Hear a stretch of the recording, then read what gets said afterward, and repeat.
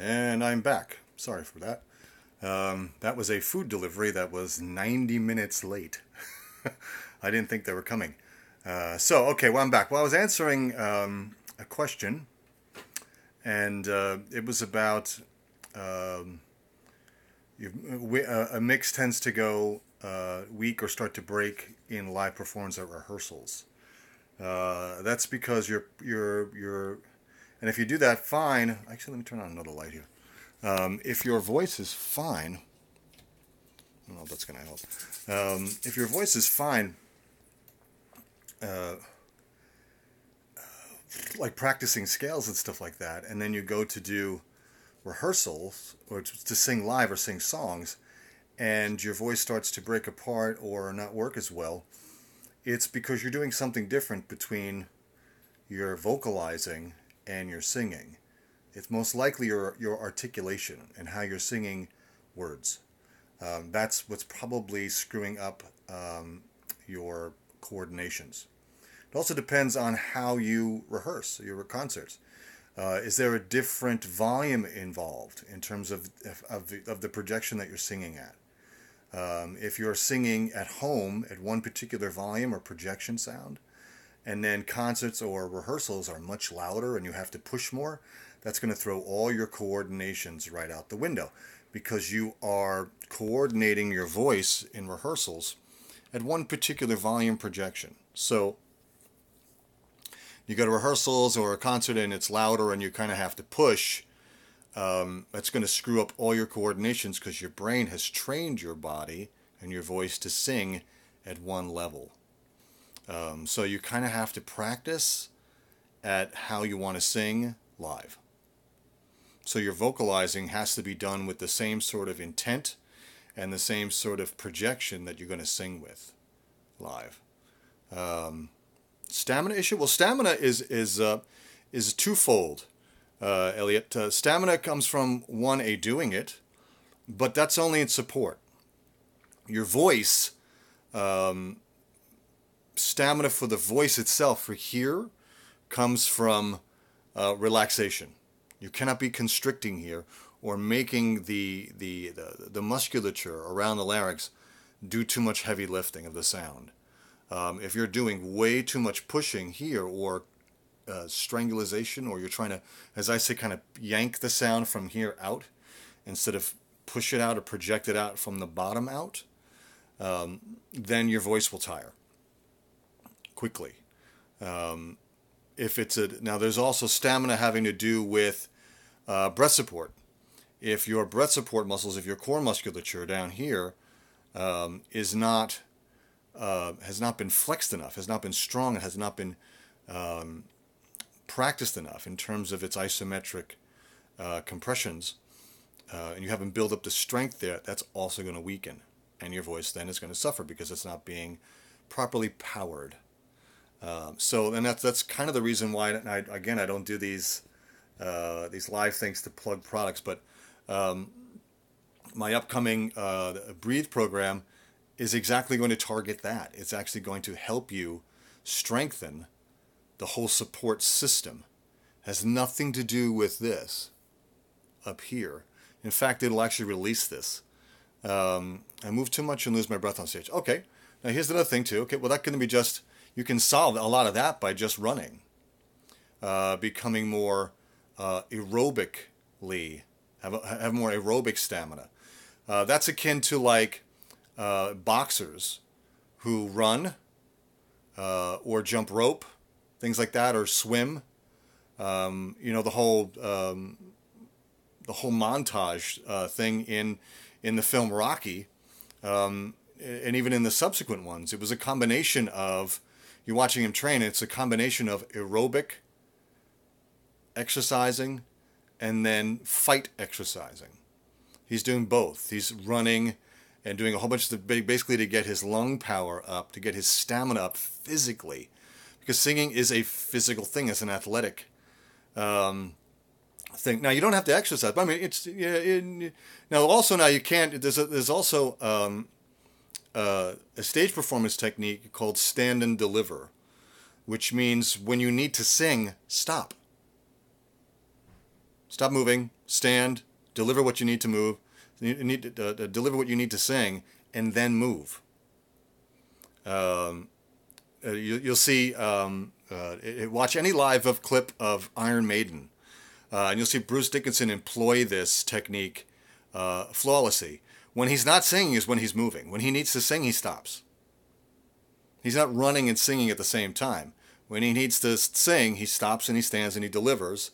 And then when he's not singing, that's when he moves and does all this, jumping on the monitors and all that kind of stuff.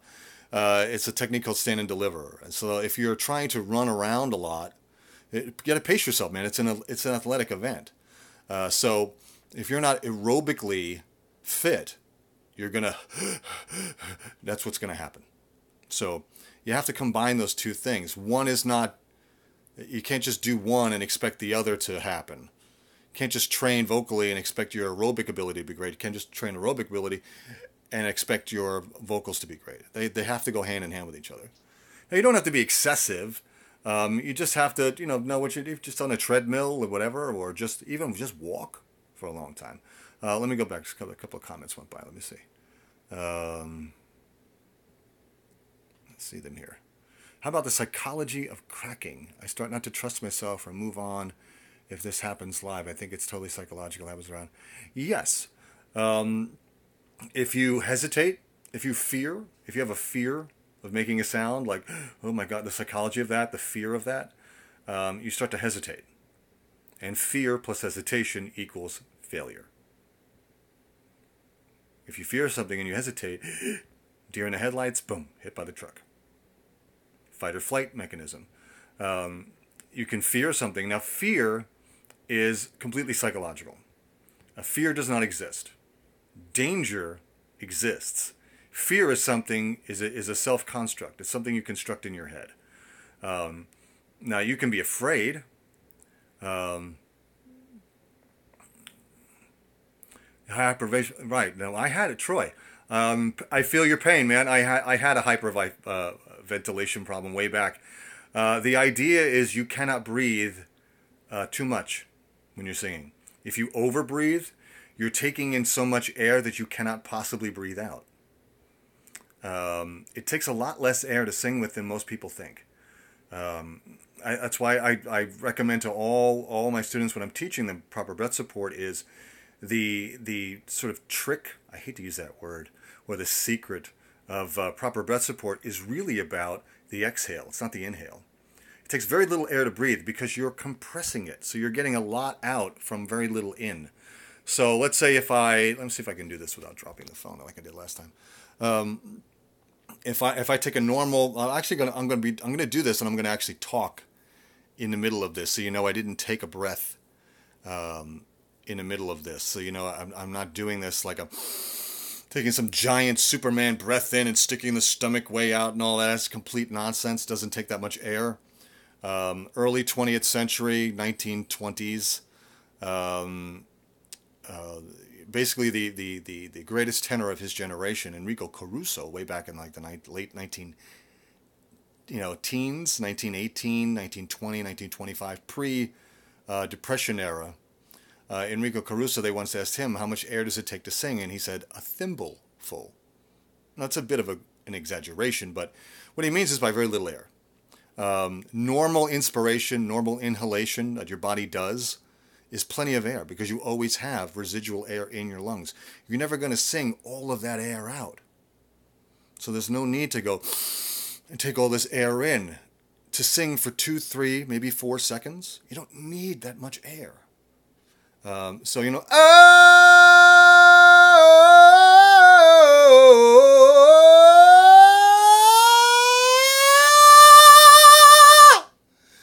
I was in the middle of talking when I did that.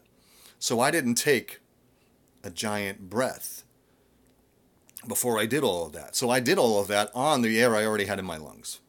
So there's a good demonstration of you don't need to. So now I'm going to demonstrate something really quick here now. This is what I call it. This is self-inhalation, which is when you exhale out, you are compressing the body. You're compressing the lungs. They're being squeezed and the air is out. There's pressure on the lungs. Now, as soon as you release that, the lungs automatically reinflate. There's a vacuum that's created inside the lungs. They want to repressurize. They want to reinflate to the outside air atmosphere. So as soon as you finish the exhale and just let go, just release your body automatically, your lungs automatically suck air back in. That's all the air you need to sing with. And there's a technique that I teach in the Breathe program called micro-breathing, which is sometimes referred to as circular breathing, but that's more for wind instrument people, and it's a different technique. But it's micro-breathing. It's to be able to breathe in tiny little amounts throughout the song where you don't have to take giant breaths in. You're just kind of replenishing just what you used. So you always have this kind of residual air in your lungs, and then you're breathing in just enough to replenish what you used to sing out with. And that's kind of the idea here. Sorry for the horse head. That's my daughter's pool thing here. So, but he's got a nice little face there, though. But either way, and that's kind of what we're talking about here. Is this kind of, you hyperventilate, you take in too much. Right, and I used to do that, and I couldn't figure out, I'm like, I'm taking in all this air, I'm breathing in so much, how come I feel like I can't get enough breath? And you actually start to get lightheaded. And that's what used to happen to me. When I was singing on stage, I would start to get lightheaded. And I couldn't wait for the guitar solo, so I could basically just stand there and go, and get back into normal breathing. So, yeah, full tank of air, I feel like I need much more. Yeah, you don't need all that air. At best, you can hear my deviated septum there, but a sniff, flower sniff, is all you need extra, on top of just whatever I'll give you a demonstration of this. Thing I focus on the avoid of cracking, I'm listening and feeling what's going on as I do it. Because that's the only thing you can focus on as you sing. What am I hearing and what am I feeling? You can't really over-intellectualize the process any more than that. If you do, you start to micro-manage the coordination and you get in your own way. So you have to go by what it sounds like. You kind of have to have a picture in your head of the sound that you want to make. And then breathe into that thought. Now, I know that sounds kind of metaphysical and kind of hocus-pocusy, kumbaya, just let the sun shine in, kind of thing, but it actually is true. And this was something that was taught to me by one of my teachers long ago, was picture the sound in your head, the visualization of the sound, and then breathe into that thought. And kind of let your brain put a lot of the coordinations in place for you. This is how we made sound as kids, as little kids. Go to any playground on a Saturday or a weekday after school or on a Saturday afternoon, and it's not a quiet place. Kids are yelling and screaming hours on end. They never sound like this when they go home. Why? Because kids are breathing and creating sound the way nature intended. They are supporting from below with a relaxed throat. This is how a tiny little baby, a newborn baby, can scream basically at 120 decibels and make your ears ring. I can remember that very fondly in this room with my baby daughter, screaming because she's wet or tired or whatever, or just, they get cranky, and having her up here on my shoulder, and they're literally making my ears ring. It's at 120 decibels. So how does a little baby do that? Simple. It's all diaphragmatic breathing. They are breathing from the core, beltline area, and they go, mouth is wide open, throat is relaxed. They don't know how to make sound any other way. I mean, when she was born, she's 5 seconds old. Who taught that baby how to make sound? Who taught that baby how taught that brand new 5-second-old baby how to project sound? It's built in. It's how the instrument works. Up! Right through it. Now, cracking is basically an imbalance of coordination of glottal compression and diaphragmatic or breath compression. There's an imbalance there. Usually not enough breath support, not enough diaphragmatic or breath compression is usually the culprit when it comes to I see 3PO on my head here and BB-8. So she's 7. What do you want? So okay, so um, I'll try to get C3PO behind my head here, maybe a little, but then you get the horse head. Either way, okay. So it's a matter of, like I said, the ratio. As I was saying in the earlier one that I posted, you're trying to get the right proper ratio of glottal compression, or sort of the holding back of the sound, and the push up of the breast compression from underneath, what they call supra or supra glottal compression, and subglottal compression, up over and above and below the vocal cords, and that creates the compression on the vocal cords. That creates sound. That's what phonation is.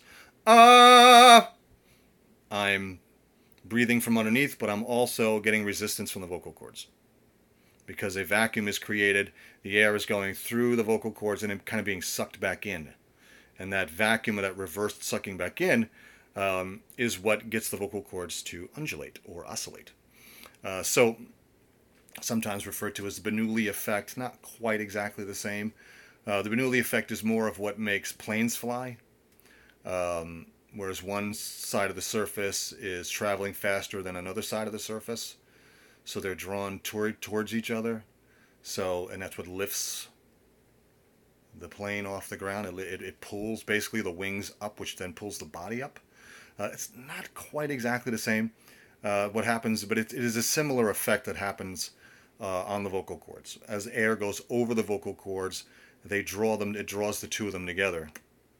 But a puff of air then comes behind that and blows them open, and then they're sucked back together, blown up, and that's what the vibration is. That's what the undulation is, or the frequency vibration of the vocal cords.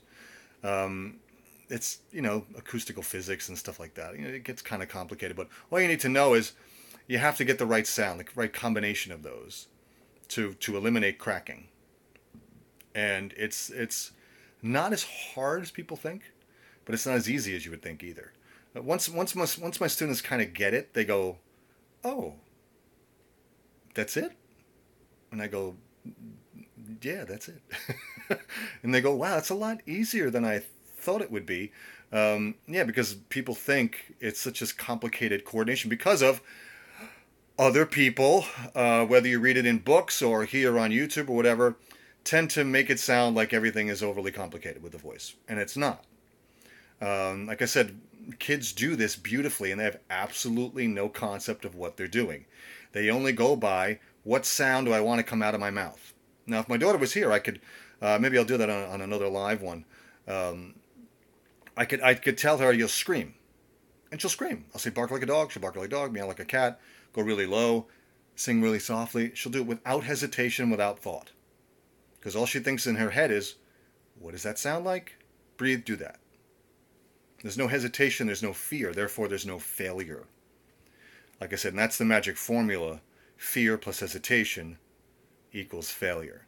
So with kids, they don't have that. There's no social construct yet of, maybe I shouldn't make that sound. Maybe someone will hear me. Maybe someone won't like it. I might get in trouble. They don't have that social construct. You have to teach kids their indoor voice. You have to teach them that. They don't want to do it. They want to talk really low. You have to teach them how to whisper. It's not a natural function of the vocal cords to whisper. You have to teach kids that. So, g'day from Australia, Chris. How are you? It's early there, right? It's like, I don't know, 8, 9 in the morning for you. I know you're like 14 hours. Yeah, it's Monday for you, right? Because it's Sunday here. Right, so it's like 9 in the morning for you over there, right? 9:30, something like that. Yeah, nearly 10 a.m. Right? It's right. No problem, Joseph. So yes, it's good morning over there, and good day in Australia down there. So I have a couple of students in Australia. It's really hard to yeah, it's late for you guys because you're way ahead in France. Then I have a couple of students in Poland and there's the other one. It's like really far, Finland and stuff like that, which is like 6 or 7 hours ahead. And then like London is only 5. Then I have somebody in Israel who's only like 5 or 6 hours ahead. The southern hemisphere guys down in Australia and South Africa, which I've tried. It's really hard to arrange lessons with you guys because of the time difference. Late at night here for me is like a reasonable time in the late morning for you guys. And a good time for you is like the middle of the night here for me. And I can't. If I was a bachelor and I lived alone, I could swing that. But being married with a wife and a child, I can't be doing lessons at like 2, 3 in the morning.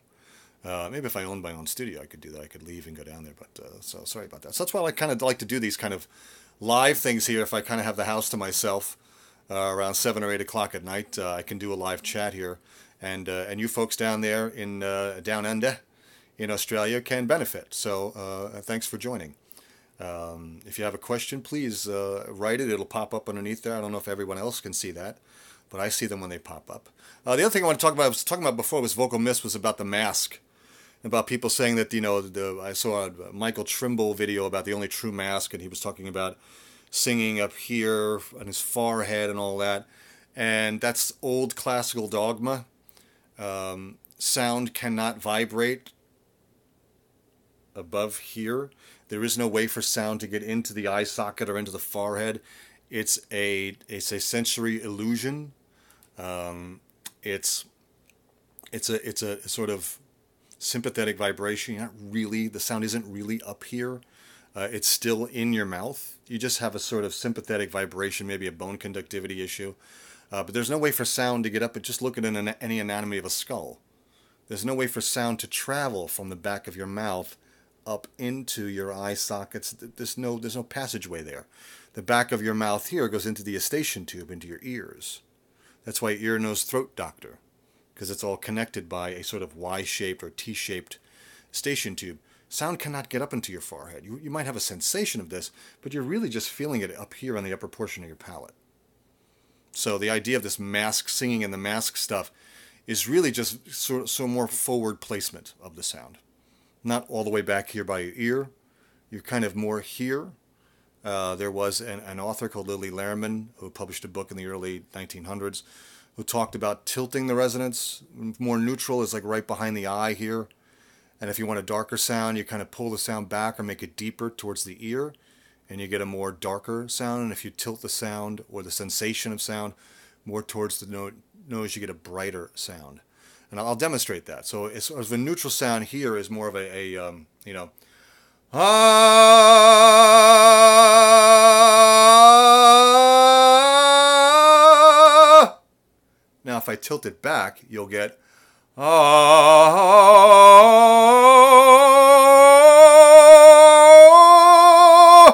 And you get more of a dark classical sound. Now if I tilt that forward,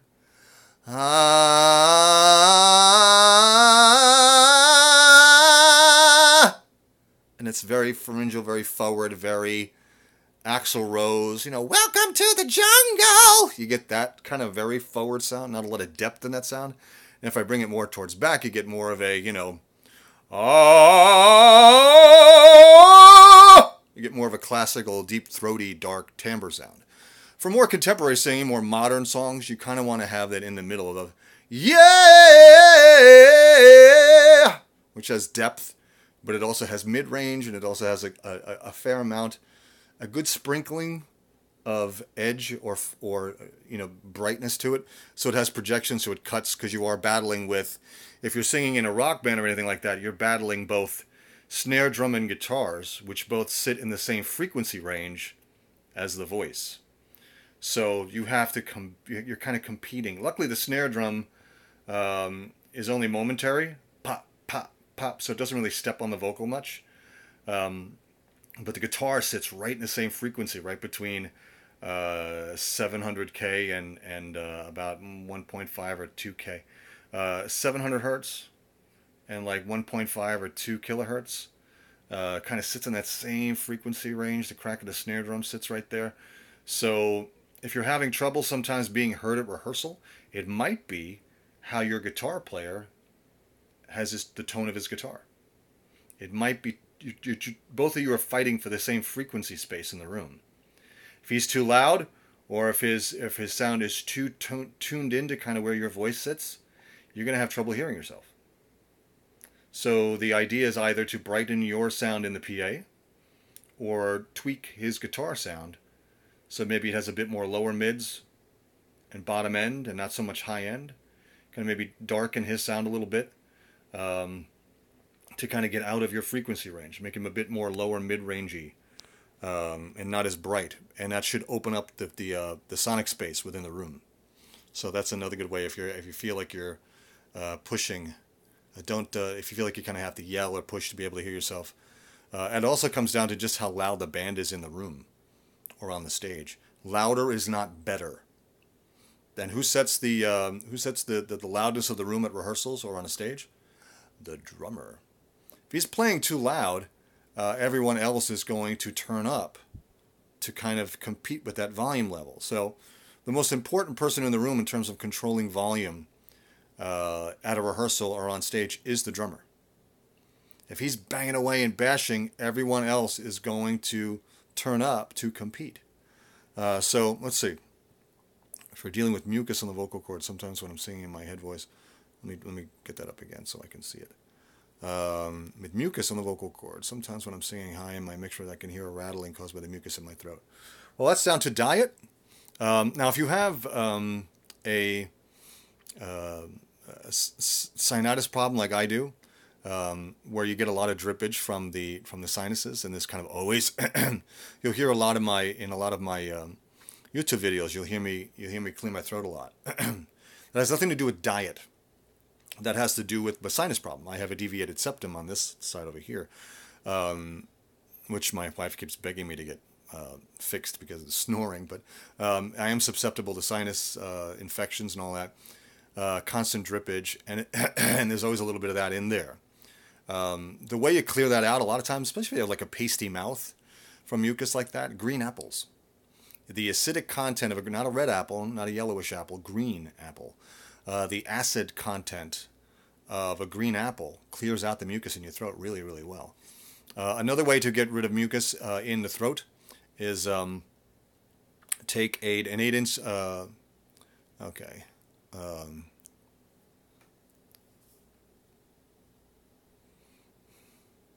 Right. Also, where you play. Right. I'd go back to my earlier point. You have reflections of the room, size of the room, how sound behaves in a room can also affect how things sound. And I'm going to give you a little tip here for those of you tuning in. This is a trick that I learned a long, long time ago for singing on stage so you can hear yourself. Right. Also listening to the voice, how where he's playing on the neck and all that. All of that is in bed. But here's a little trick that you can use. I don't think I have one around, but you get yourself the earplugs. They're called Heroes. That's HEAROS, and they are a silicone, not the sort of spongy ones. They're silicone with a stem on the end, with a plastic stem, and they're attenuated. Well, what I do is I use one. And I put that in this ear. For me, it's this ear. Generally, whoever's the loudest on stage. Some people have loud bass players and not loud guitar players. So then it would go on whatever side the bass player is on. But if the guitar player is the one that you're kind of competing against, put the earplug in that ear and put it in such a way where you get bone conductivity. Like right now when I'm talking, my finger inside my mouth is making this part of my skull over here vibrate. So I'm actually hearing my voice vibrate in my head. I can actually sense that. Not only the sound coming out of my mouth, but I'm also feeling the vibration of that sound here. And I can hear myself in my head. This is what I do live on stage. Wherever I'm playing, I have one ear plug in this particular ear does better for me. And I get that bone conductivity. Why? You'll always be able to hear yourself in your head, and this ear is open, or the other, whichever ear is not, doesn't have the earplug in. Can hear yourself in relation to the room and the instruments around you. Because you put two in, you're too isolated, you're too cut off, and you can lose your place musically. Because you're not hearing yourself in context with the room, which is how you're meant to hear sound. outside the room. You'll see a lot of guys, they'll start with in-ear monitors, and if the in-ear monitor mix isn't really good, they'll yank one out. So they have one in one ear, but they have this ear open so they can kind of hear themselves in the room. I noticed when I traveled with Rod Stewart last month on tour, I asked him about his in-ear monitor system, and he said we took a lot of time to get that right, because I told him about that, where a lot of guys rip them out and all that kind of stuff, rip one out. And he said, no, we worked a long time to make sure that I can, and he has special ones that have a little microphone here on the outside of the earpiece, that so he can hear kind of the stage, or he can hear the audience. Because when you have strict in-ear monitors unless there are microphones pointing towards the audience, it's hard to hear them when they react and things like that. So, and you kind of feel cut off. His in-ears, which I don't know the brand what he was using, had little microphones on the outside, so they can dial in a little bit of the outside atmosphere, so he doesn't feel cut off. Also, they did a really smart thing with his particular stage setup, is that there are no amps on stage. They're all underneath the stage. Everybody on the stage is using in-ear monitors. The backup singer girls, all the guys on stage, they're all using in-ears. And so that way all the amps can be underneath the stage. So he's not competing with any sound on the stage. And the drums are behind the plexiglass partitions and stuff, so you don't have booming drums. So it's a very quiet stage. So he gets a really good mix in his in-ears, so he doesn't pull them out. But he said back when they first came out, in-ears, he used to only use one. Or sometimes he ended up just using floor monitors because he hated them. But now with the technology, they're able to, and the setup that they have, he's able to use both of them. So that's the tip that I use, is the one earplug in the one ear. But get the silicone ones. Don't use the spongy ones, because they just make everything muffled. The silicone stemmed ones that have the little plastic stem are attenuated, so you hear kind of, they just reduce the volume. They don't sort of make it sound muddy or bassy and all that kind of stuff. So that's my solid gold live singing tip right there. Let me get something. I'm going to go back here.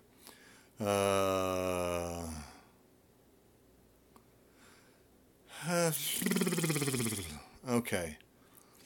Recording tracks. Do you recommend open back or closed back headphones?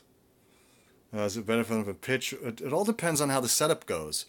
I personally hate singing with headphones on. I hate recording with headphones on. I don't like singing. Never sing in a vocal booth. I hate those as well. I don't want to sing inside a refrigerator box. And headphones on for me just make me feel weird, because I'm so used to singing without them on, singing in a live room or on a stage. So recording is a really weird experience with them on. Usually closed back to watch for bleed. But bleed is not really an issue much, because you really won't hear that in the mix. If you get a little bit of bleed coming, I mean, you listen to a lot of isolated vocals from the 70s and 80s that are on YouTube, and you'll hear the bleed coming from the headphones. You don't hear that. They didn't have the opportunity to go back and clean all that up like you can now, digitally, where you can go back and take all that out, and the breaths and the turning of the lyric page, or kicking the music stand that the light, that the lyrics are on, and stuff like that. You hear all that in some of those isolated vocal tracks. You'll hear them do a slight little off mic, and go. You'll hear them. And a lot of Beatle tracks, you actually hear them talking to each other. If you hear some of the isolated vocals, you'll actually hear them sort of, passing little comments to as they're doing the backing track. You can actually hear them doing it. So I tend to not like them. Now, there is a cool technique that you can do where you can actually record vocals using speakers. And what you do is you go in the control booth, or if they can set them up out in the studio, you have speakers that are on stands behind the microphone that you're singing into. The microphone is here, and the stands are over there behind it, pointing at you. And what they do is, this is a little trick, is they put the speakers out of phase with the microphone. That way you get no more bleed than headphones. But it has more of a concert feel appearance to this than singing with headphones on. There's also a way you can do this at home is have the backing track play out of your regular speakers, sing along to it, as long as it's behind the microphone. So you only have kind of like maybe the bounce off the back wall or whatever that, or you have very, very little going into the vocal track. And what you can do is you can go in and clean up a little bit of the bed track, the backing track between vocal lines. But also what you do then is you then put into your DAW, you put in the instrumental of that track, the backing track that you sang to, and you put that out of phase with the vocal track. And you won't really hear much bleed at all. It'll cancel out the backing track off of the vocal track, so you don't hear it. Particular microphone? Nope. Any microphone will do. It has to do with how it's recorded. The position of the microphone in the room, to the speakers, and reflections off the back wall. The brand of microphone, the type of microphone doesn't really matter much, I would think.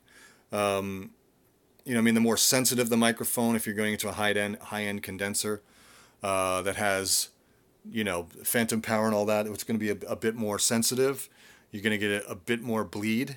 But you can anything from an SM58 or 57 all the way up to, an AKG 414 or a Neumann U87. It doesn't really matter. It'll all.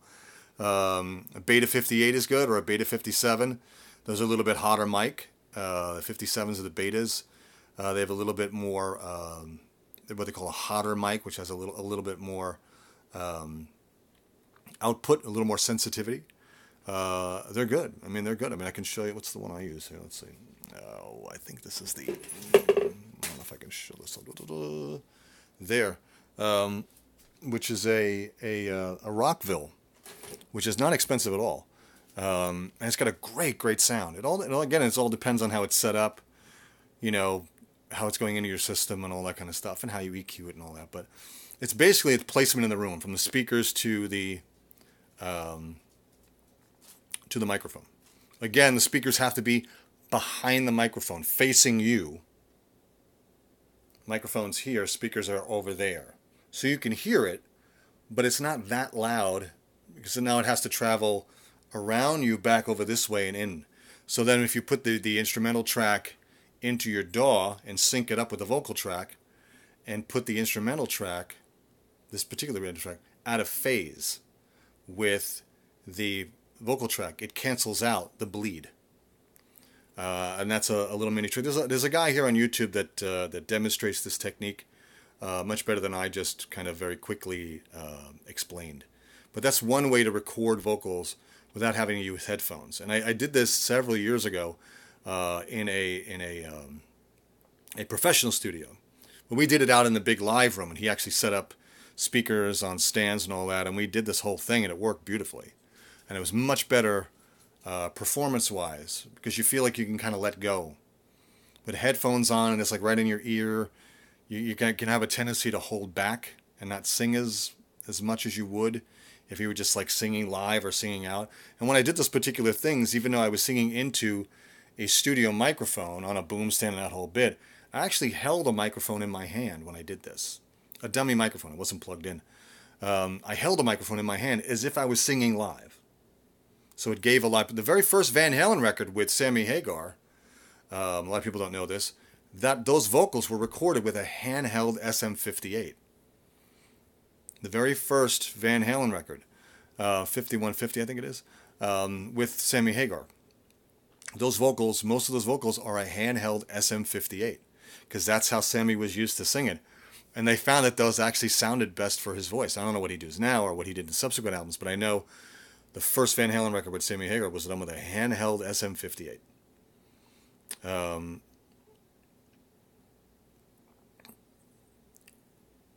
Right, you have to find a mic that fits your voice, because all microphones have a different sound to them.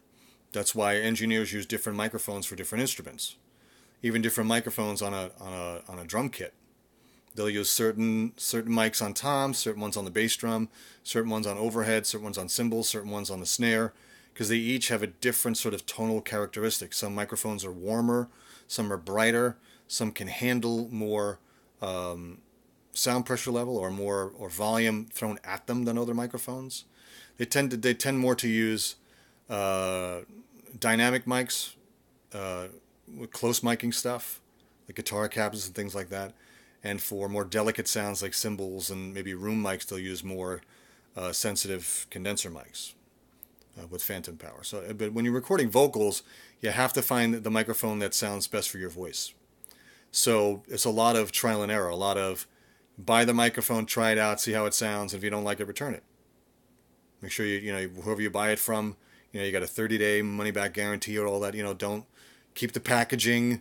Make sure you keep the box that it came in. Make sure you keep the shipping box that it came in, so you can return it without any problems. That's the one thing I do whenever I buy something. Is that I'm actually looking at a box down there, something I just bought. I keep it for 30 days. I keep the shipping box. I keep the box the actual product box that it came in for 30 days. So as I test it out, if there's something wrong with it, I can return it without a fuss. I don't have to go find a shipping box and all stuff. Oh my God, I threw out. You can't return it if you throw out the box that it came in, the product box with all the instructions and all that. So keep all of it for at least 30 days while you test it out. And test out different microphones and see which one sounds best for your voice. Close enough.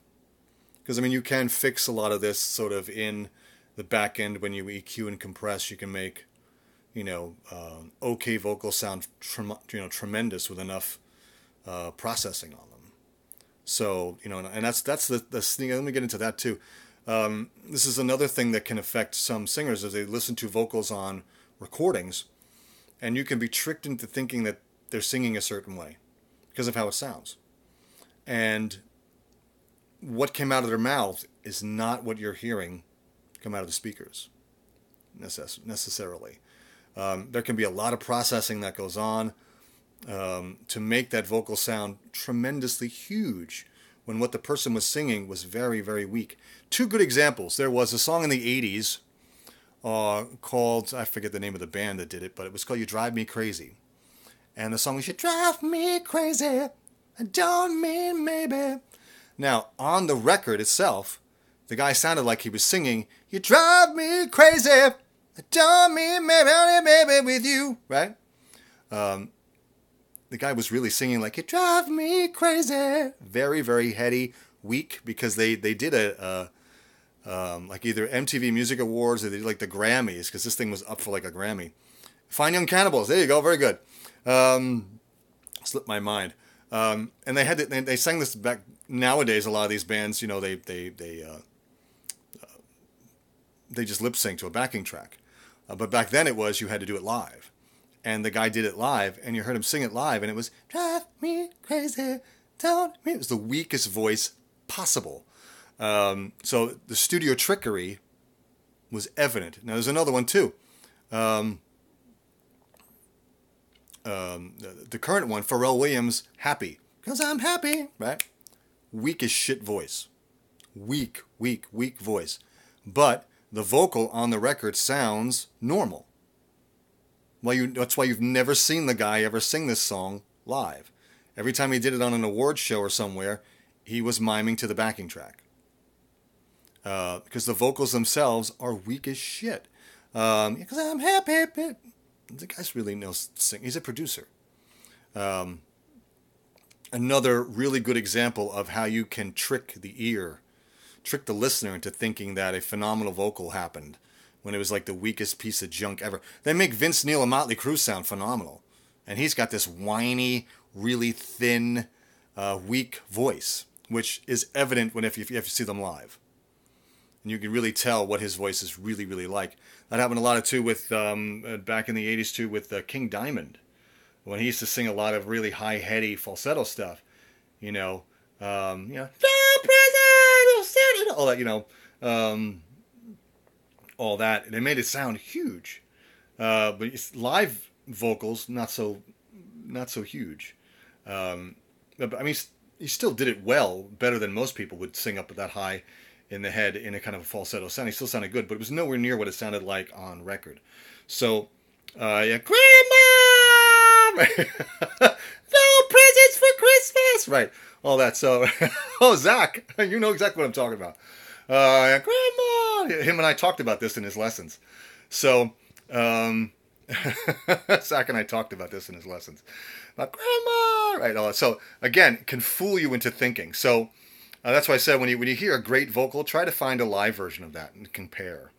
So and this is what can force some people to push. We were getting to earlier, can force some singers to push their vocals because they think that's how it sounds. Like this was something I was tricked into by Rob Halford's vocals on Judas Priest records. I thought he was friggin' yelling those high notes, didn't know anything about projection and resonance and pharyngeal voice and all that. I thought he was screaming those things, and so that's what I was attempting to do to imitate, until I went for my first lessons, and my teacher was like, "Whoa, whoa, whoa, whoa, whoa, whoa, whoa, dude, whoa, whoa, whoa," we're yelling everything, right? Because I got really good at it. I could yell to like an A or a B flat above middle C, like an A4, B flat 4. I could yell them really well, but I couldn't sustain them. So, thank you, HK. And I had to learn how to kind of back off, and I learned about resonance and projection and all that kind of stuff, and mixing and all that. So don't be so. So thank you, Chris. So be wary of what you hear on record, because that's also another myth that, what you're hearing on record is what came out of the person's mouth. Now, there are some instances where that is actually true. To a certain extent. I know the vocal that you hear in Still of the Night from Whitesnake, that's take one, rehearsal take. He came up to the mic and he said to the producer, can I run through the song once before we record, just to kind of get into it and all that kind of stuff. And luckily, the producer was a smart guy, and he ran tape, and he recorded this rehearsal take. And most of that is what you hear on that. That's his take one rehearsal take, because again, he didn't know he was being recorded, and was just kind of going, just kind of going for it. No, oh my God, I'm being recorded. This has to be a fantastic take. And that's usually when you get the best takes. A lot of directors will tell you for film, most of what they end up using is take one of a scene, because it's usually the most relaxed, the most fluid, before people start overthinking what they're doing. So again, that goes back to this sort of mindset of getting back to how we thought of as kids, and this sort of no fear, just let it rip kind of mentality, to a certain extent. And then we have to kind of control that. Kids don't control it when they do it, but they don't have any fear when they make sound, and that's the number one thing to get right. So hold on, let me go back. Somebody had asked a question that I wanted to look at.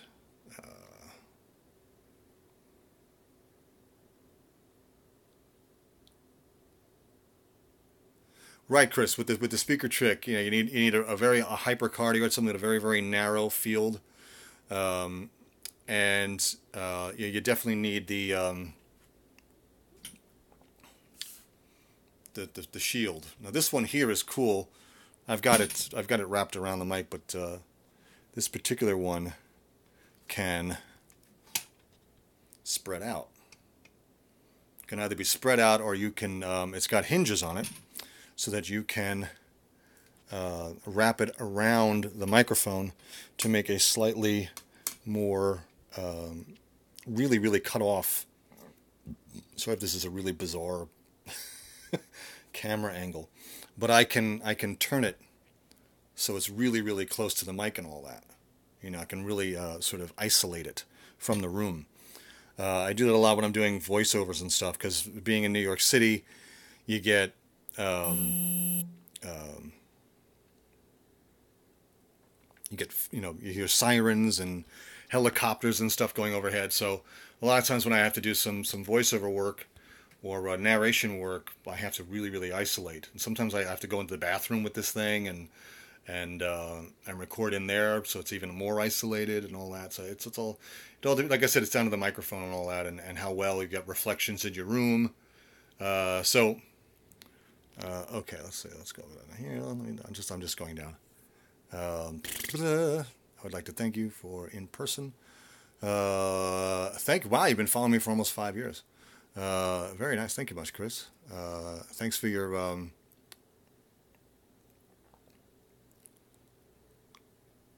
awesome streams. Thank you, Augusti. Okay. So thank you for your in person, by the way. Thank you, Elliot Marriott. Fantastic, Elliot. Great that you've been a fan of the channel and following it for such a long time, for 4 years now. So that's pretty cool. Literally break the chains of my voice. Well, that was the purpose, and I didn't come up with that name. I asked my people on my mailing list and stuff, and people on YouTube. I asked them to come up with a name. Oddly enough, they happened to a Cludio, right? A studio in my closet, which I've done. I've taken the remote stuff and gone into the bedroom closet with all the clothes and made it really, really dead. Because sometimes that's what you have to do. Yeah, breaking the chains was, and oddly enough, it happened to be, it's the album by my favorite singer, Don Dokken. So this is a perfect. There you go. So and I thought it was pretty appropriate and all that. I'm going to be. Okay, let's see. Do I customize different warm-ups for studio singing? I find studio singing hard to adjust to. Well, the warm-up would be similar. Like I said, the warm-up is pretty much to get your voice to the point that you need it to do, what you need to do. Now, if you're studio singing, you're not pushing as hard. You don't have to sing as loud because you're being recorded. So you don't have to have all that projection that you normally would in a live situation. So your warm-up may not be as aggressive. Whereas if you're singing, if you're doing a live concert, singing outside with a band behind you, whatever, you might have to do a bit more warm up to get your voice into more of that projected sound that you need for live performance. I tend to not do too much warm up for studio singing. I do enough for that given task that I need to do. I don't do the full warm up that I would do for, say, a live performance where I'm singing a variety of a lot of different songs in different keys and all that. Usually when I'm in the studio, it's usually honed down to maybe 2 or 3 songs at a time, doing basic tracks and then going back and fixing stuff. But it's relatively not that hard, so I don't need to be that. And I kind of want to use some of my takes to kind of get into the thing. So during some of those takes, rehearsal takes and running through it, your voice gets a really good chance to warm up. But you always warm up anyway. I mean, I always do that. I usually do it in the car on the way to the studio. So, and like I said, it's all dependent on what you're doing. When I gave this advice to Rod Stewart, I said he kind of asked me almost the same question. Was about the warm up that I do for concerts. Should I do that before I record? And I said only if you feel you have to. If what you're singing isn't really stressing your voice out, and you can do that kind of like right after you wake up, you don't really need much of a warm up. So I mean, because he's a stalwart with that. I mean, he warms up before every show, and he's been warming up pretty much since the mid '70s before every show. But he just didn't know exactly what he should do for various situations. He didn't know what he was doing, if he was doing what he was doing was right, what he should do between concerts on days off for his voice, and also what to do post-show, right after the show, what he should be doing with his voice then. Also about diet and all that kind of stuff. So I traveled with him for a couple of days last month. I mean, I've been giving him advice and counsel and lessons and stuff all throughout the year since December of last year. But this is the first time he had me come and travel with him. I was supposed to travel with him earlier in the tour, but logistics didn't happen on my end. I couldn't go. So a couple of dates happened when he was based out of Chicago. So they flew me out, and I traveled with him to Cincinnati and the show in Chicago the next day. And he basically wanted me to observe his everyday routine in terms of his vocal routine. and what he's eating and his prep for the show and when he should do stuff in certain order. Should I do my vocal here or should I wait? Should I do this stuff first and then do my warm up? How long should I do my warm up before I go out and actually sing? How much downtime should I have? Should I eat first or then do my warm up, or warm up and then eat first, and all that kind of stuff? So I kind of gave him the advice on kind of the order of that kind of stuff. And I wish I could show you, but I can't for privacy concerns. I wish I could show you the setup that he had in his dressing room because it was beautiful. I wish every singer was this diligent in terms of being that professional about their show. Because what he had in the room in terms of like the stationary bike and his table setup and his setup for how he does his warm-ups and all that kind of stuff. I wish I could show you that. I mean, I took pictures of it for my own personal, but I can't share them for privacy concerns. So, but it was beautiful.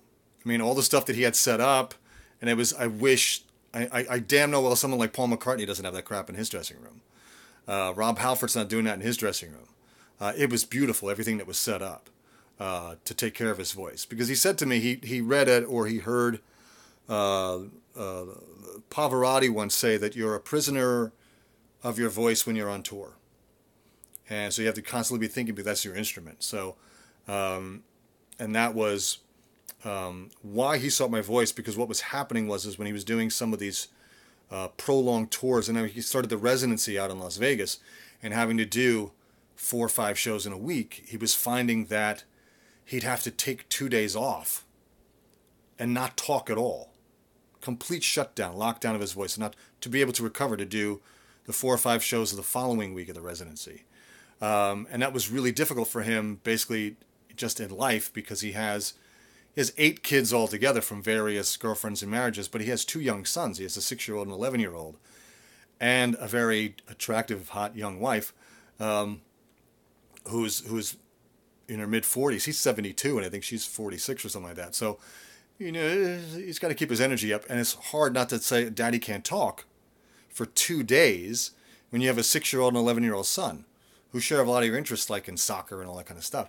So they sought my particular advice because he wanted to know why that was and what he could do to get out of that. And that's why he sort of heard my voice and all that.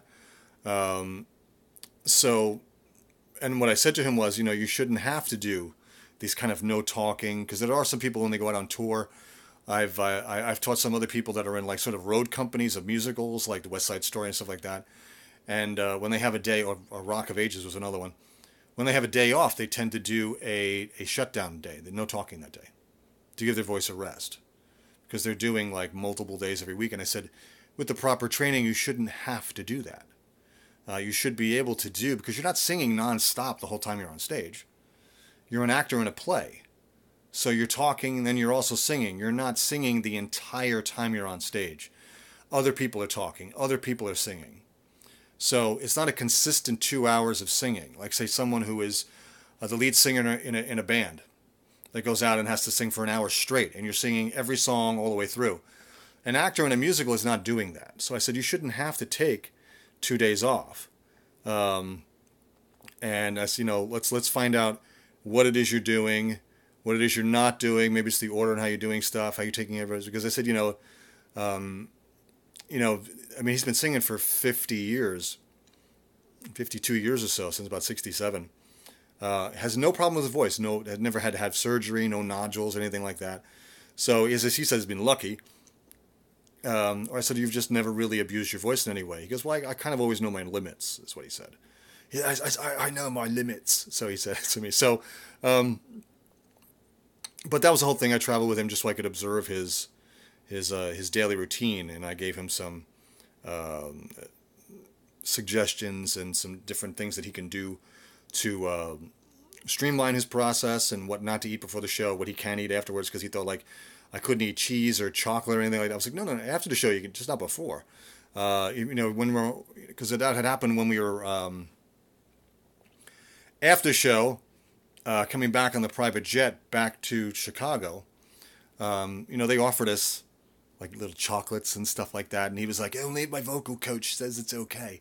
So And I said, yeah, it's after the show. You can have your milk, you can have your wine, you can have your chocolate, because you have 22 hours for your body to, process all that out. You just don't want to do it right before the show because it's mucus forming and all that. And we discussed what happened with Adele and all of that. So, to have you pop your vocal cords twice in 6 years and you're not even 30 years old yet, and you're singing every 3 days. Sometimes he was doing shows back to back like that. Um, you know, hour and 40 minutes, like that. Adele's not, the lead singer. It's not Tommy Araya and Slayer. She's not in a heavy metal band. She's a pop singer. There's no reason for her to be blowing out her vocal cords. It's such a young age. It's such an early part of her career. Yeah, she belts, but it's not like doing all this metal singing. She's not to have her pop her vocal cords twice within 6 years, which means that she's doing something inherently really, really wrong. And I read her backstage rider from last year's tour, and there were 4 things on that rider that a singer should never have backstage before a show. And that was milk, orange juice, bowls, not a couple, bowls of bite-sized candy bars, like Snickers bars, Milky Way bars, a fun size that you get at Halloween, and Marlboro Light cigarettes.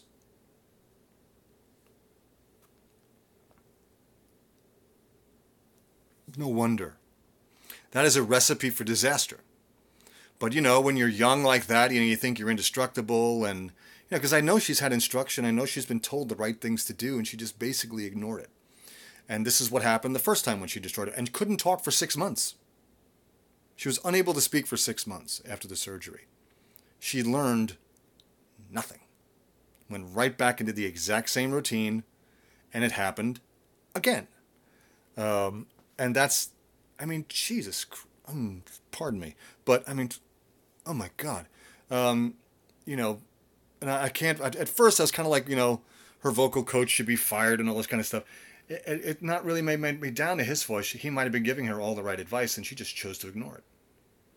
So the sort of arrogance of being in your 20s and thinking you're indestructible and no one's gonna, you know, um, that nothing can harm me. Now, let me mention here Graham Bonnet.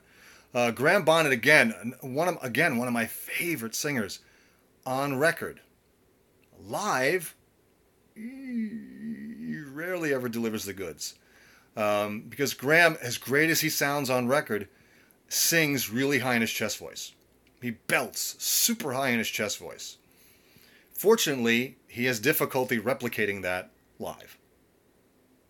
Never has. I saw him back in '84 with Alcatraz, with Yngwie still in the group. And, of course, he made excuses for his voice, so we were out drinking last night and all that kind of stuff. And all I could think of back then was, you didn't know you had a show today? You didn't think maybe I shouldn't, get drunk and abuse my voice because I have a show tomorrow? You didn't think of that? But that was just an excuse for him not singing well, because he doesn't know how to sing properly. He is over singing. So you get a lot of shows where he just does not sound good. But I understand that, the guy's, he's Rod Stewart's age now, 72, but Rod Stewart sounds great. They have lowered the keys of some songs and stuff like that. But all in all, he sounds great. He looks great. I was quite surprised of how in shape he was. Because, the guy that traveled with us, this guy Gary, who's his personal assistant and kind of road manager, is also his fitness coach and has been for the last 15 years. So the reason that Rod is in such good shape is because this guy basically is his fitness coach. He's been keeping him in shape since his mid-50s. So, Rod looked great. Nice and tan, skin really nice, really good. He looked great. He acted great. He kind of acts like a little kid a lot of times, so he's not like an old man, 72. I think that's kind of going to be the norm for a lot of people from that era who were musicians in the 60s and coming into the 70s.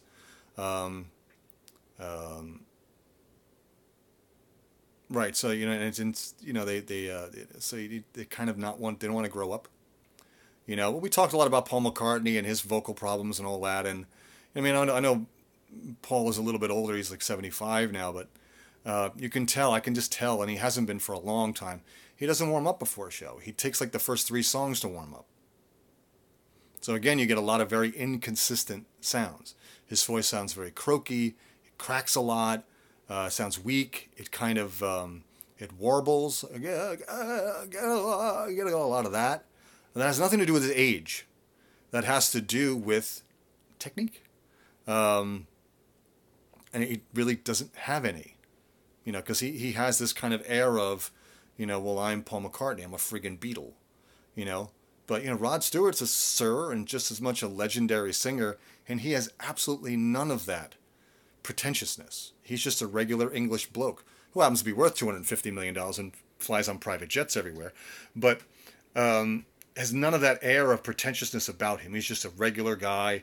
He goes through the lobby of the hotel and waits for the elevator like everybody else. He doesn't go through the special secret entrance in the back to avoid everybody. He doesn't do that. He talks to fans, takes pictures with you, signs an autograph or two. He doesn't have this, rush me and keep me away from the public kind of thing that Paul does. So, I thought that was really cool when I met him. Hold on, somebody asked something about King Diamond. Let me go back and do that.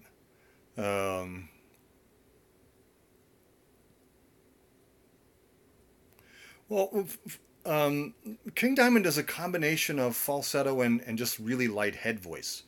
So some of it is,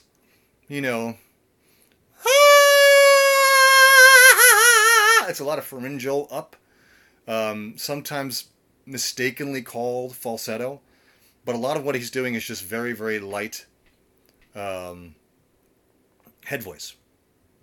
Because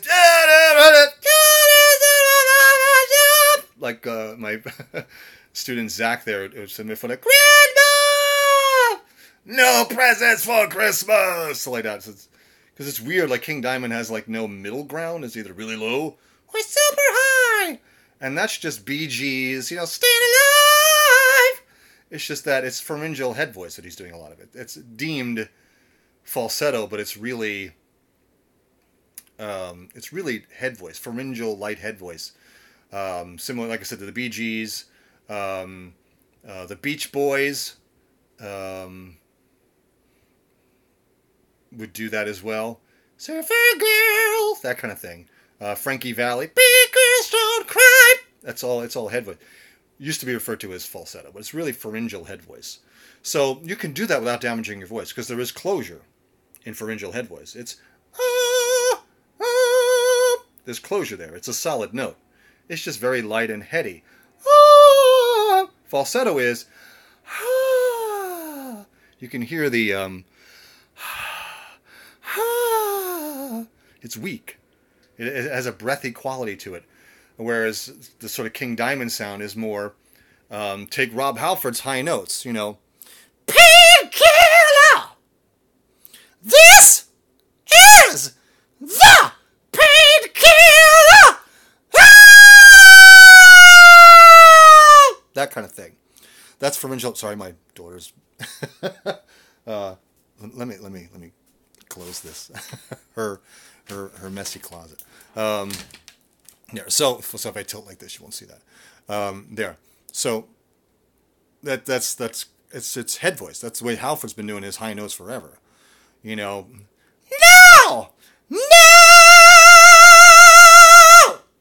That kind of thing. Right. So is falsetto a no-no? I mean, to keep the chords connected. Well, there's only partial connection with falsetto. That's why it's part sound, part airy. You hear some sound, but you're also hearing the in there along with The Bee Gees do that on occasion. They go, how deep is your love? Oh, baby. But then they've got the staying alive, that kind of thing. That's all head voice. That's all pharyngeal head. How deep is your love? And love, and deep is your love. I really need to learn. Light head voice. 'Cause we're living in a world of fools, breaking us down, and they all won't let us be. Just belong to you and me. That's all pharyngeal head voice. mistakenly referred to as falsetto. So you can actually do that for a long period of time and not. I mean, Brian Wilson's been doing it for 55 years. He can still do it. I mean, half the time he doesn't know where he is, but he can still do the sound. Sorry, it's dig, but Brian Wilson's one of my favorite guys, and I've been such it was a thrill for me to actually meet him a couple of times. And so, along with Paul McCartney and Ringo and now Rod. Well, Rod I get to hang out with. These other guys was just like a hi, how are you? Sign an autograph, take a picture with, thanks, that kind of thing. With Rod, I actually got to hang out with him, travel with him, and all that, which is cool. Eat with him and all that kind of stuff. So different experience, but similar-ish. Because Rod was actually is oddly enough, before all of this, for years I've been referencing Rod to my students in my lessons, saying, it is a good example of, someone without, maybe not considered the greatest technical singing voice in the world, but what he does is he really knows how to sell a song, really knows how to sell it. He did, I think in the 90s, maybe the early 2000s, he did an album of standards, of American standards, of old sort of crooner songs, Cole Porter and all that kind of stuff. And it sold 28 million records. 28 platinum 28 times over. This is why he can fly private everywhere. While we were able to go private back and forth. So, yeah, American Songbook, right. Right, 28 million of those. Why? And I gave a copy of that to my father, who was a big, Dean Martin and all those guys. That's what his generation was. And Frank Sinatra, he loved it. It was a singer and all that kind of stuff. And I played him, I think it was Hot Legs or Do You Think I'm Sexy? And he went, ugh, like this. Well, it's the same guy. I said, but, he knows, but he goes, but wow, he knows how to sell a song. And what's the one really good gift that Rod has, what he lacks sort of in technical prowess as a singer, is his performance and what he puts across. And it was a very good insight into the mindset of Rod Stewart, not today at the age of 72. When he was a young kid in England, he saw Sam Smith live in England. And that just totally knocked him off his feet. Because his two biggest influences like Otis Redding and Sam Smith was his big influence. Why am I saying Sam Smith? Right. So he has his influences, and to this day he's still trying to sound like them. I keep saying Sam Cooke. I'm sorry, you're right. Sam Cooke. I had Sam because I was doing Sam Smith with a student yesterday. Song by him, so that's on my brain. Sam Cooke. He saw Sam Cooke in England in the late 60s, I think, and totally influenced him as a singer. And he said to me, right before he went out to the show in Cincinnati, that every night he goes out, he's still trying to be as good as Sam Cooke. Think about that. Legendary Rod Stewart is still, every show that he does, he's still trying to put on a performance, a show, as good as his idol, Sam Cooke. Think about that. 52 years later, he still has that kind of in his head of, I want to be as good as Sam Cooke, my hero. And I thought that was so telling, which is why he is the way he is. Because he's never got complacent in his ability to perform. He loves what he does. As he said to me on the plane going out, he's like, it's the best job in the world. I feel so blessed to be able to do this and still be doing it at my age. Every show is a gift. The audience, I'm so grateful that people still show up to see me and all that. So, but the fact that he said it, when I go out, I'm still trying to be as good as Sam Cooke. So that's his motivation every time he goes out on a stage, is he's trying to be as good as his idol, Sam Cooke. And thank you for correcting me. I don't know why I had Sam Smith on the brain. But that's cool. So, I mean, never lose your influences. Never lose sight or touch of your influences. Always still try to be as good as or better than the people you admire. And I thought that was really cool that he sort of admitted that to me, that he was sort of still... And the reason that he does the whole, where he tilts his head back and all that when he sings, the sort of classic Rod Stewart move with the neck up and all that, is because he saw Sam Cooke do that in concert. He said, I saw him do that, and I thought that was the coolest thing. So I started doing it. He goes, I know, I'm not supposed to put your head up and all that. He goes, I said, you've been doing it for 50 years, and it's kind of a signature Rod Stewart move, but it hasn't really hurt your performance in any way, and it kind of looks cool. He said, I saw Sam Cooke do it, so I thought that's really cool. So he started doing it. So there's a little insight into that, why that signature. I was telling him about, what I do with other students, not just singing, but sometimes I'd also do performance coaching in terms of what to do on stage, what to do with a microphone, how to talk to an audience, your 5 areas of the stage you have to cover and all that kind of stuff, microphone technique and all that, and what to do with the mic stand. And Rod said to me, he goes, I've got that covered, and he went like this with his hands, the Rod Stewart School of Microphone Technique. So, which I thought was funny. But it's true, though. If you want to watch someone who's really good with using a mic stand, watch Prince and watch Rod Stewart. Let me go back to some of these chats here. There's so many people are asking, because I have to go soon. Thank you, HK. You're correcting my senior moments here. How do you extend that high-end head voice? I used to hit F sharp, but now I'm flatting out at E flat. I can sing quite low. Hold on. Now, when you say F sharp, do you mean F sharp above middle C or F sharp above high C? F sharp 5 or F sharp 4? Your ability to sing low does not translate into your ability to sing high. There's two different things. One is just more air. I range wanked a little a month ago, and as a consequence, I lost the D4, G4 part of my high range. Pushing back there hurts, and sadly, I don't have anyone near me to check me. Any advice? I do offer a consultation service for $25 that you can send in audio or a video, and I'll check it out and give you a video response in return and tell you exactly what you need to. Sorry if I'm like so close like this. What you need to kind of work on. And I'll give you some exercises and some tips and advice. I'll demonstrate what you can do. So if you go to rpmvocalstudio.com, rpmvocalstudio.com, you'll see that the bar, you scroll down, rpmvocalstudio.com. It's always in the links to all my videos. You'll see it there. You scroll down, you'll see voice evaluations. You go up there and it's $25. You just upload a video, I check it out, and I give you a video response back and tell you what you can work on, what are you not doing right, that kind of thing. It's kind of like a consultation, that kind of stuff. So you can check that out if you don't want to do a straight lesson or can't afford those or the courses and all that. Let's see. James Labrie. Okay. It's early 50s, so well, welcome to the club.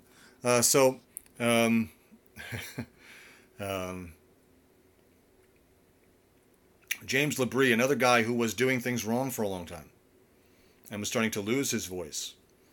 Now, my friend and fellow vocal coach, Jamie Vandera, helped him out to a degree. James Labrie's main vocal coach is a woman up in Canada, I think in Toronto. That's his main vocal coach. But I think Jamie kind of gave him some things to work on. Maybe helped him out with a warm-up or...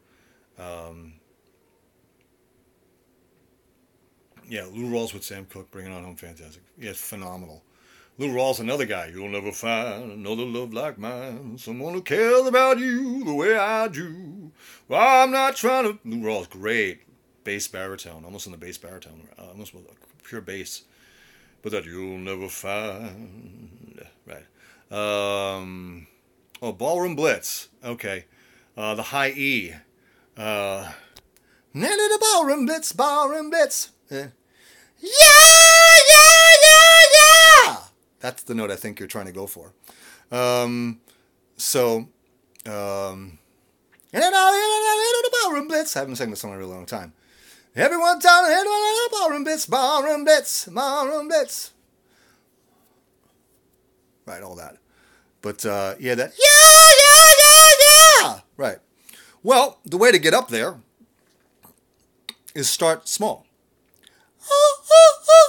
If you can get this kind of Ha! Very light, sort of H pharyngeal sound. Ha! With a low throat. Ha! And you can see my larynx going down and the larynx coming forward. Ha! Sorry, my daughter's messy bed. Ha! That's where you start from. Then you try to get closure to that.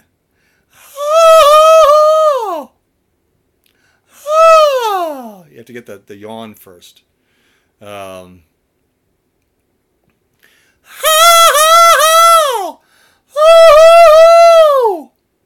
There. So you have to start small. And once you get it comfortable, then you can start to sort of cackle it out. Yeah! That. It has to start with an open throat, though, an open, relaxed. That has to be there first. Okay, let me scroll back to some of these questions here because I got to bow out in a minute here. Once you've mastered your lower range, then connecting to the next highest note in full voice is manageable. It does affect your. It will make your upper range stronger if your middle and lower range is set up correctly first. Because what happens with the G below middle C, how you're creating that sound, the setup to create that sound is exactly the same as you do the G above middle C. The only difference is stretch and a little bit of resonance shift, but not much. Let's see, like, yep, honey, honey, yep. I think that's your G there. Yeah, right? Yeah. Yeah. How I'm setting up to make that sound is exactly the same. In terms of my support, how I'm getting the vocal cords to close, the difference is the stretch in the vocal cord and the placement of the resonance. The yeah, I feel more here, whereas the yeah feels more up here. So that's really the only shift. But that's above, that's after the sound's created. That's above the vocal cord. Before the vocal cord, from here down, the setup is exactly the same, whether you're doing yeah, or yeah. It doesn't matter. Sorry. I hope I didn't blow the phone out when I did that. Let's see how we're going to say. I can't get above a D, cold with morning coffee down. Well, it takes about, when you first wake up, full voice sounds will take you about 4 hours after you wake up is when your voice is kind of more ready to go. Sorry. Sorry, Matthias. Headphones explode. I pulled the phone away. I'm trying not to explode. But this room is very live. Train the voice is A4 to C5. Well, that's the second transition. The first one happens just above middle C.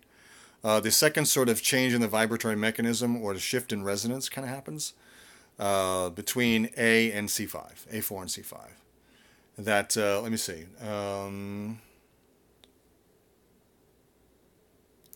Yep! I think that's an A, I think. I'm trying to think. Crazy Train from Ozzy. He does that. You've got to listen to my words. Yeah. He goes to an A somewhere in there. Going off the rails on a crazy train. Somewhere. Well, I know another song that has an A. Come Together. Come together. So that, hey, hey. That's your A. Your A4. Come together right now. Over me. That's your A right there. So from the A,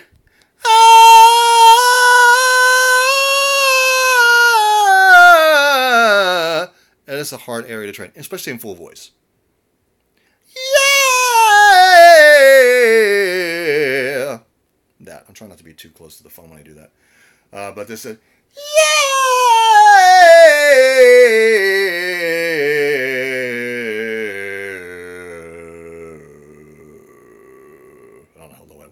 Absolutely no idea. Where I started, where I went, I have no idea. But I just kind of do it off the cuff. But getting that sound smooth takes time. And I don't know if Zach is still in, one of my students. I don't know if he's still on this live, but he can tell you. We worked for a long time getting that A to D area there, because we were going through Queensryche and all that kind of stuff. So we worked that area of the voice for a long time to get it right. He eventually got it where it's nice and smooth, and it was full sounding. But it takes a while. It takes a little time. And Zach has a much higher voice than I do. Oh no! I crashed. Oh, sorry about that. I was trying to switch hands, and I dropped it. Okay, let me scroll down because I got to go. Thank you, Matthias. Thanks for checking in, and good night. Full voice is a more connected version of your falsetto. Yes, it is. The difference between falsetto and connected voice is connection, compression. Uncle Rollo, you are quite well. I make sure I pronounce that. I want to make sure it was just a weird spelling of uncle. I want to make sure it wasn't pronouncing some European name or wrong, or maybe a South American name wrong, but it's Uncle Rollo, okay. But you're quite welcome. I'm going to try to do these every Sunday, as long as no one's in the house and I'm able to get away with this. Otherwise, I got, dogs barking and kid running around and wife going, "What are you doing? Shut up!" So all that kind of stuff. So I got to go, folks. So thank you very much for tuning in. Thank you for the questions. You're welcome, HK. I try to do these from my desktop computer. For some reason, it doesn't work. So I'll do these all now from my phone. It seems to work better. So you're all very well. Thanks, Zach. Oh, you were tuning in. Okay. Thank Os Gray, Chris, Elliot, all you guys for tuning in. Thanks so much, and I'll try you next time. Next time I'll try to announce when I'm on. I just kind of thought maybe I'll just chime in live and see who's on. Next time I'll announce when I'll be on, so more of you can kind of latch on and listen. And I'll hopefully try to do them at a time when you folks down under can log in and benefit as well. So next time, this is Kevin Richards. Keep rocking, keep practicing. See ya.